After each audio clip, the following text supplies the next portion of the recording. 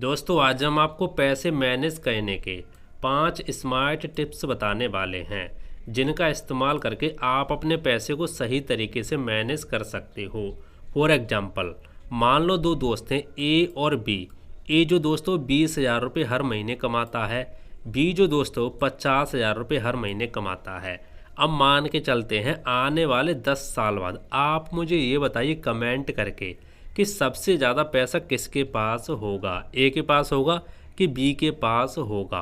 अब इसमें से 99% लोग जो आंसर करेंगे ना वो ये करेंगे कि भैया बी के पास सबसे ज़्यादा पैसा होगा, लेकिन ये गलत है। बी के पास सबसे ज़्यादा पैसा नहीं होगा, सबसे ज़्यादा पैसा जो होगा ना वो भाई साहब ए के पास होगा। अब आप बोलोगे ऐसा क्यों?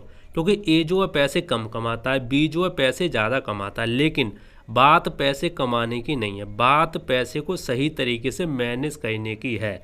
यदि आप भी सही तरीके से मैनेज करना सीखना चाहते हैं तो आज हम आपको 5 स्मार्ट टिप्स बताने वाले हैं जिनकी मदद से आप अपने पैसे को सही तरीके से मैनेज कर सकते हैं और आने वाले समय में आप भी सही तरीके से मैनेज करके करोड़ों का फंड यहाँ पे बना के तैयार कर सकते हैं। तो आइए दोस्तों जानते हैं वो कौन से 5 तरीके हैं। नंबर 1, बजट बनाइए और पालन करें।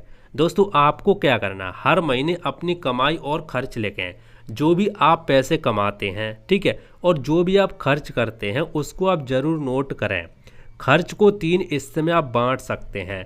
जैसे आपकी सैलरी आती है तो आपको क्या करना है, जो भी आप खर्च करने वाले हो उनको आप 3 हिस्से में सबसे पहले बांटिए। ठीक है, आपने रूल भी यहाँ पे सुना होगा 50, 30 और 20 का। ये क्या होता है आज मैं आपको बिल्कुल डिटेल्स में आसान भाषा हिंदी में समझा दूंगा। देखो आपको क्या करना है, आपकी जब भी सैलरी आती है तो सबसे पहले आपको क्या करना है, 50% जो पैसा है वो ज़रूरत के हिसाब से यहाँ पे निकाल लेना अलग। ठीक है, खर्च करने के लिए, जैसे खाना हो गया, किराया होगा, किराए पे रहते हैं तो ठीक है, बिल हो गया, और भी बहुत सारे ज़रूरी खर्चे हो सकते हैं जिनके बिना बनती नहीं है।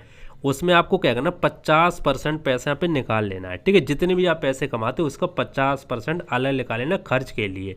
अब उसमें से क्या करना, बचा 50%, उसमें से 30% जो पैसा है वो भी आपको अलग यहाँ पे निकाल लेना है।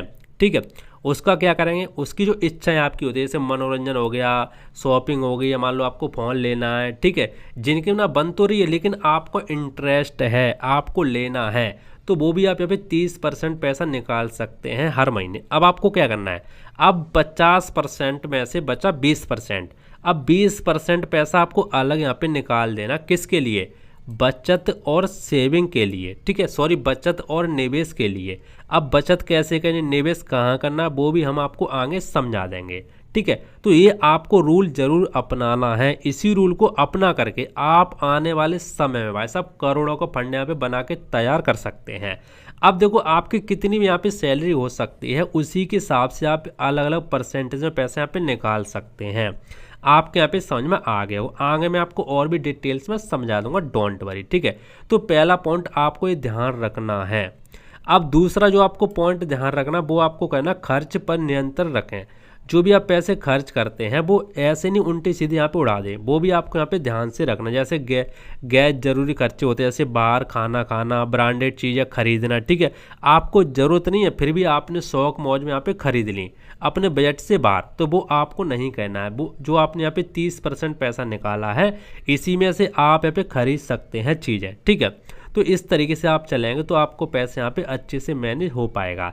सेल और ऑफर का स्मार्ट इस्तेमाल आप ले सकते हैं। जैसे मान लो कहीं सेल लगी है, ठीक है, तो आप उसका इंतज़ार यहाँ पे कर सकते हैं कि कब अच्छी से सेल आएगी, कब यहाँ पे ऑफर मिलेगा, तो वो चीज़ हम यहाँ पे खरीद लें। तो वो आप चाहें तो खरीद सकते हैं, लेकिन सेल और ऑफर का आप यहाँ पे इंतजार कर सकते हो, उसमें आपको थोड़ा बजट वगैरह, थोड़ा यहाँ पे डिस्काउंट वगैरह मिल जाता है। ठीक है, और आपको क्या ध्यान में रखना, और आपको छोटे खर्चे पर ध्यान देना है। छोटे मोटे बहुत सारे खर्चे हो जाते हैं, ऐसे नहीं उल्टे सीधे आप यहाँ पे खर्चे उड़ा दे। जो आपने बजट बनाया है उसी के हिसाब से आपको खर्चे उड़ाने हैं।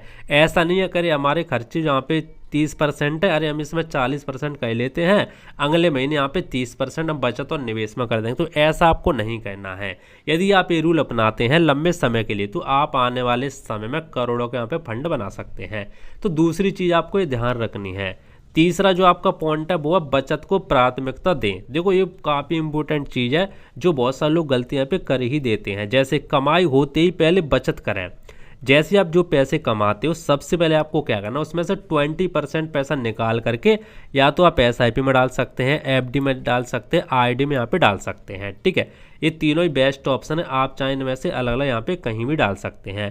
पहले आपको बचत करनी है, फिर आपको खर्च करना है। ठीक है, पहले आपको पैसे को बचाना है, जो भी आपने 20% यहाँ पे पैसा रखा है, जैसे आपने कितना रखा था यहाँ पे 20%। ठीक है, 20% पैसा आपने बचत और यहाँ पे निवेश में रखा है, तो आपको क्या करना है, इसमें से जो आपका पैसा 10% पैसे को क्या आपको करना है, 10% पैसा आपको SIP में डाल देना है। SIP काफ़ी अच्छी चीज़ है, आप म्यूचुअल फंड में SIP कर सकते हैं, अच्छे म्यूचुअल फंड में। ठीक है, हर महीने आपको 10% पैसा डालते आना है। बचा जो आपका 10% वो आपको क्या करना, वो आपको बैंक में FD कर सकते हैं या तो आप RD कर सकते हैं। इससे क्या होगा, आपके यहाँ पे सेविंग भी होती जाएगी, कभी भी इमरजेंसी वगैरह पड़ती है तो आप FD वगैरह में तुरंत तुड़वा करके और पैसे यहाँ पे यूज कर सकते हैं। लेकिन आप SIP लंबे समय के लिए कर सकते हैं, तो आपको वेल्थ बना के दे सकती है। 10% यदि आप यहाँ पे इकट्ठा करेंगे ना SIP में, तो आप करोड़ों का फंड यहाँ पे बना के तैयार कर सकते हैं।